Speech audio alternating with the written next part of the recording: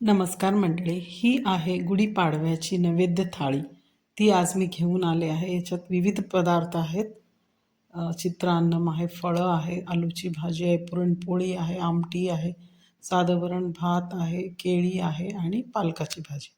या प्रकारे अनेक पदार्थ केले. तर सगळ्यात पहिले आम्ही 1 वाटी डाळ भिजवून ठेवली होती. 1-1.5 तास तुरीची डाळ, त्यात हळद आणि थोडंसं हिंग आणि थोडंसं तेल टाकलं, त्याच्यामुळे ती छान शिजेल याच्यासाठी. आणि एकाच कुकरमध्ये डाळ आणि पुरणाची डाळ लावली होती आणि इलेक्ट्रिक कुकरमध्ये भात, थोडंसं तेल पण टाकलं आहे याच्यात. तर या प्रकारे सिंपल छान नवीन कुकर घेतलेलं आहे प्रेस्टिजचं, 5-6 लिटरचं. अनेकदा 4-5 वर्षानंतर बदलत असते मी. याच प्रकारे एक वाटी चांगला तांदूळ मोठ्या वाटीने भिजवून ठेवला होता 1 तासभर आणि तो इलेक्ट्रिक कुकरमध्ये लावला. तो चित्रान्न आणि प्लेन राईससाठी. इथे पालक निवडून ठेवलेला आहे. पालकाची भाजी, पातळ भाजी करायची, जी ट्रॅडिशनल महाराष्ट्रीयन रेसिपी आहे. ती सर्वांना माहीतच असते, पण जनरली पूजा किंवा नैवेद्य असतो तेव्हा एक पातळ भाजी असते आणि एक फोडीची भाजी. तर इझी जी असते ती पालकाची पातळ भाजी. पालक मेथी कुठलीही करू शकता. ही पुरणाची डाळ आहे.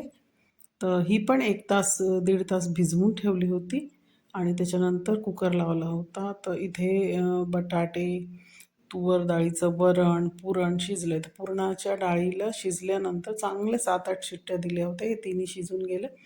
त्याच्यानंतर इथे एका जाळीमध्ये टाकलं आणि सगळं त्याचं पाणी खाली उतरलं, म्हणजे निघालं. तर त्याच पाण्याची आमटी बनवली जाते.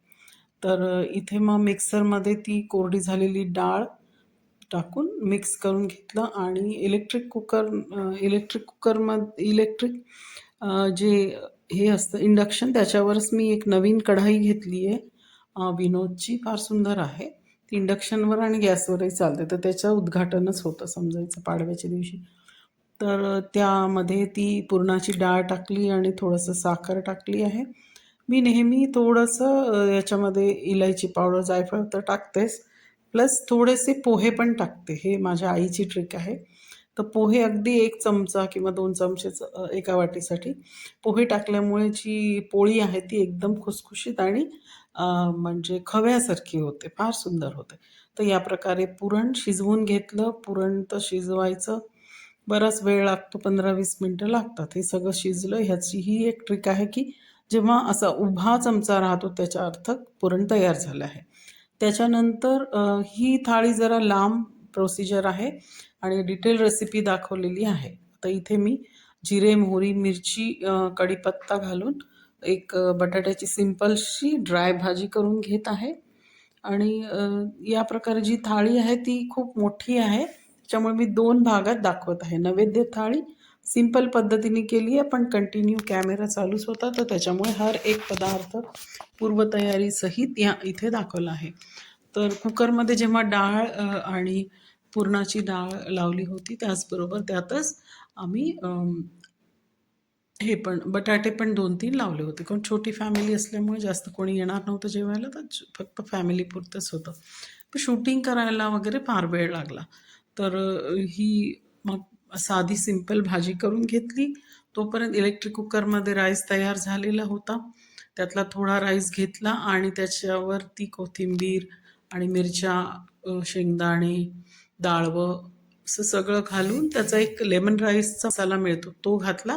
किंवा तुम्ही कैरीचा बनवू शकता किंवा लिंबू पिळून पण बनवू शकता. तर लेमन राईसचा मसाला माझ्याकडे होता, तो घातला. त्यात थोडीशी चवीपुरती साखर, मीठ घालून तो मसाला थोडासा फोडणी करून एक सिंपलशी फोडणी, जिरे, मोहरी आणि थोडेसे मिरच्याचे काप आणि थोडेसे शेंगदाणे, डाळवं वगैरे घालून, हिंग, हळद वगैरे घालून ती फोडणी तयार केली. छोट्याशा कढईमध्ये आहे आणि त्यातच मी तो लेमन राईसचा मसाला मिळतो रेडीमेड इकडे, तर साऊथमध्ये मिळतं सगळं.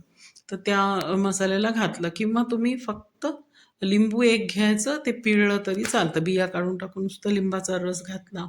नंतर भात थंड झाल्यावर तर हे लेमन राईसची पावडर होती ती मी घातल्यामुळे लिंबू घालण्याचा प्रश्न येत नाही. ही छोटी पॅक होती ती घातली आणि ते सगळं मिक्स केलं तेलामध्ये आणि ते भातावर ओतलं आणि भात मिक्स केलं. या प्रकारे एक प्रकारच्या व्हरायटीचा भात आमचा तयार झाला. त्याला आम्ही चित्रान्न म्हणू किंवा इथे तेलुगू लोक लेमन राईसला पुलिहारा म्हणतात. पुलिहारा त्यांचा चिंचेचा पण असतो, चिंचेचा घालून. पण हा सोपा पडतो लेमन राईस बनवला.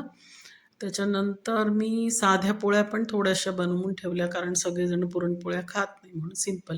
तर या प्रकारे लेमन राईस रेडी आहे, इथे भाजी रेडी आहे आणि आमटी रेडी आहे. अशा एक एक एक एक प्रकारच्या आमटी पण बनली होती, ते पण रेडी होतं. आणि या प्रकारे अर्धी थाळी इथेपर्यंत तयार झाली आहे. तुम्ही माझ्या चॅनलला नक्की सबस्क्राईब करा, लाईक करा, शेअर करा आणि पूर्ण व्हिडिओ बघा. याच्यासाठी खूप खूप धन्यवाद.